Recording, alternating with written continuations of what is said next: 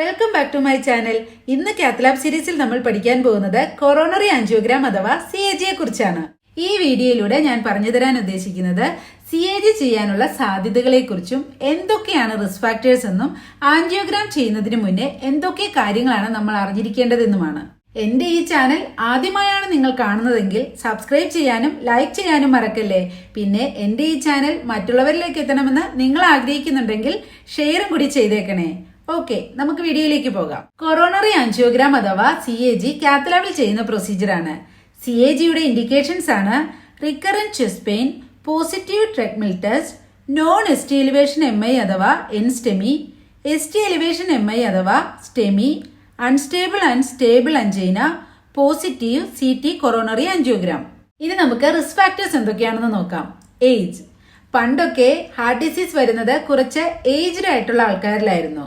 എന്നാൽ ഇപ്പോൾ യങ്ങർ ആൾക്കാരിലാണ് കൂടുതലായും ഹാർട്ട് ഡിസീസ് കാണുന്നത്. Next, gender.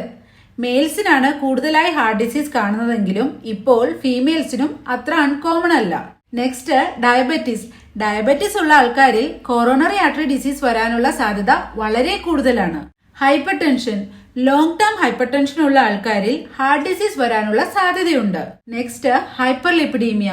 കൊളസ്ട്രോൾ കൂടുതലുള്ള ആൾക്കാരുടെ കൊറോണറീസിൽ കൊളസ്ട്രോൾ ഡെപ്പോസിറ്റ് ചെയ്ത് കൊറോണറി ആർട്ടറി ഡിസീസ് വരാനുള്ള സാധ്യത വളരെ കൂടുതലാണ്. Next, family history. നമ്മുടെ ഇമ്മീഡിയറ്റ് റിലേറ്റീവ്സിന് ആർക്കെങ്കിലും ഹാർട്ട് ഡിസീസ് ഉണ്ടെങ്കിൽ നമ്മൾ ഹൈ റിസ്കിലായിരിക്കും. Smoking, alcoholism, lack of exercise, obesity ഇവയൊക്കെയാണ് ഹാർട്ട് ഡിസീസ് ഉണ്ടാകാൻ സാധ്യതയുള്ള കോമൺ ആയിട്ടുള്ള റിസ്ക് ഫാക്ടേഴ്സ്. ഇങ്ങനെയുള്ള റിസ്ക് ഫാക്ടേഴ്സ് എന്തെങ്കിലും ഉണ്ടെങ്കിൽ കറക്റ്റായി കാർഡിയോളജിസ്റ്റിനെ ഫോളോ അപ്പ് ചെയ്യണം.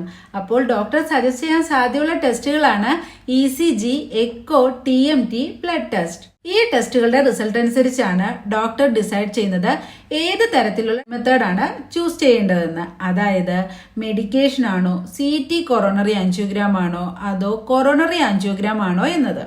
ഇനിയൊരു ഇമ്പോർട്ടന്റ് കാര്യം പറയാനുള്ളത്, ഈ ടെസ്റ്റ് റിസൾട്ട്സ് എല്ലാം നെഗറ്റീവ് ആണെങ്കിലും ഹാർട്ട് അറ്റാക്ക് എന്നുള്ളത് എപ്പോൾ വേണമെങ്കിലും സംഭവിക്കാവുന്ന കാര്യമാണ്. ടെസ്റ്റ് റിസൾട്ട്സ് എല്ലാം നെഗറ്റീവ് ആയതുകൊണ്ട് ഒരു ചെസ്റ്റ് പെയിൻ ഉണ്ടാകുമ്പോൾ അത് ഗ്യാസിന്റെ പെയിൻ ആണെന്ന് കരുതി ഒരിക്കലും സമാധാനമായി ഇരിക്കരുത്. അത് നമ്മുടെ ജീവന് തന്നെ ഭീഷണിയായി മാറാൻ സാധ്യതയുണ്ട്. അങ്ങനെ chest pain or heart attack related symptoms ഉണ്ടായാൽ ഉടനെ തന്നെ ഹോസ്പിറ്റലിലോ ക്ലിനിക്കിലോ പോയി ECG എടുത്തു നോക്കേണ്ടതാണ്. ഈ അവയർനെസ് എപ്പോഴും ആളുകളിലേക്ക് എത്തിക്കാൻ ശ്രമിക്കണം. എന്റെ ഇത്രയും നാളത്തെ എക്സ്പീരിയൻസിൽ ഒത്തിരി പേഷ്യൻസ് പറഞ്ഞു കേട്ടിട്ടുണ്ട്, മോർണിംഗിൽ അല്ലെങ്കിൽ നൈറ്റിൽ പെയിൻ തുടങ്ങിയതാണ്, ഗ്യാസിന്റെ പെയിൻ ആണെന്ന് കരുതി ഒത്തിരി മരുന്നുകൾ കഴിച്ചു നോക്കി, പെയിൻ കുറയാതെ വന്നപ്പോഴോ അല്ലെങ്കിൽ സ്ട്രോങ് സിംറ്റംസ് വന്നു തുടങ്ങിയപ്പോഴോ ആണ് ഹോസ്പിറ്റലിൽ എത്തിയതെന്ന്. മയോകാർഡിയൽ ഇൻഫാക്ഷൻ പഠിക്കുമ്പോൾ ഇതിനെപ്പറ്റി കൂടുതൽ വിശദമായി ഞാൻ പറഞ്ഞു തരാം. ഇന്നത്തെ ടോപ്പിക്ക് CAG ആയതുകൊണ്ട് അതിലേക്ക് നമുക്ക് തിരിച്ചു വരാം. CAGക്ക് പോകുന്നതിന് മുന്നേ പേഷ്യന്റ് അറിഞ്ഞിരിക്കേണ്ട കാര്യങ്ങളാണ് ഇനി ഞാൻ പറയാൻ പോകുന്നത്. പേഷ്യന്റ് ഡയബറ്റിക് ആണെങ്കിൽ മെറ്റ്ഫോമിൻ കണ്ടന്റ് മെഡിക്കേഷൻ കഴിക്കുന്നുണ്ടെങ്കിൽ പ്രൊസീജിയറിന് മുന്നേ അത് സ്റ്റോപ്പ് ചെയ്തിരിക്കണം. ഡോക്ടേഴ്സിന്റെ നിർദ്ദേശപ്രകാരം മാത്രമേ അത് റീസ്റ്റാർട്ട് ചെയ്യാൻ പാടുള്ളൂ.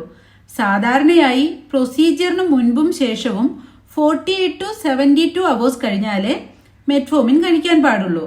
കാരണം CAG പ്രൊസീജിയറിന് നമ്മൾ കോൺട്രാസ്റ്റ് ഉപയോഗിക്കുമ്പോൾ മെറ്റ്ഫോമിൻ അസോസിയേറ്റഡ് ലാക്റ്റിക് അസിഡോസിസ് ഉണ്ടാകാനുള്ള സാധ്യതയുണ്ട്.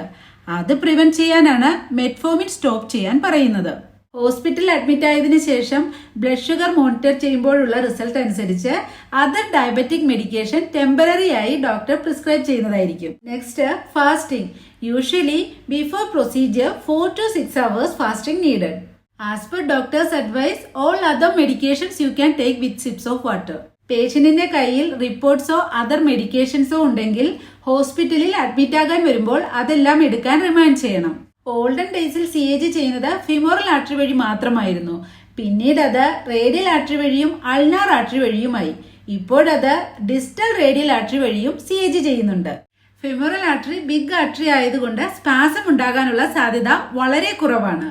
But after the procedure, patient has to be lied on for few hours to avoid hematoma formation and bleeding. Radial artery is small artery, almost same size of angiocatheter. അതുകൊണ്ട് spasm ഉണ്ടാകാനുള്ള സാധ്യത വളരെ കൂടുതലാണ്. Spasm ഉണ്ടാകാതിരിക്കാൻ radial artery insert ചെയ്ത് കഴിഞ്ഞാൽ ഉടൻ തന്നെ കോക്ടെയിൽ ഇഞ്ചക്ഷൻ കൊടുക്കും. കോക്ടെയിൽ ഇഞ്ചക്ഷൻ മിക്സായി യൂഷ്വലി ഉപയോഗിക്കുന്നത് ഹെപ്പാരിൻ, നൈട്രോഗ്ലിസറിൻ പ്ലസ് വെരപ്പാമിൽ കോമ്പിനേഷൻ ആണ്.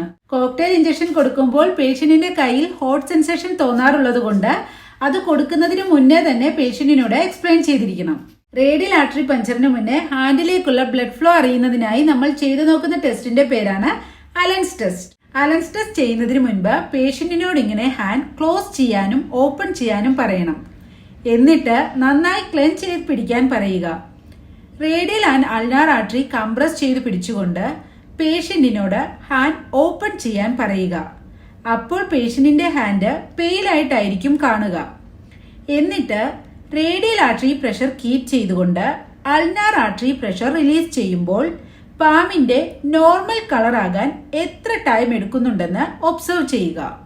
നോർമലി പ്രഷർ റിലീസ് ആക്കുന്ന ഉടൻ തന്നെ, അതായത് within 3 seconds ulnar artery circulation restore ചെയ്ത് പാമിന്റെ കളർ നോർമൽ ആകും.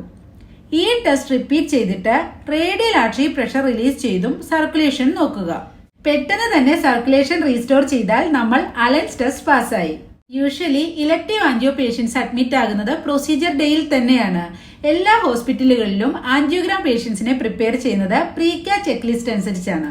Pre procedure ECG, precath investigations like CBC, electrolytes, renal profile, coagulation profile, RBS എന്നിവ ചെയ്തിട്ട് എന്തെങ്കിലും അബ്നോർമൽ റിസൾട്ട്സ് ഉണ്ടെങ്കിൽ പേഷ്യന്റിനെ കാത്ത് ലാബിലേക്ക് ഷിഫ്റ്റ് ചെയ്യുന്നതിന് മുൻപ് തന്നെ കൺസേൺ ഡോക്ടറിനെ അറിയിച്ചിരിക്കണം.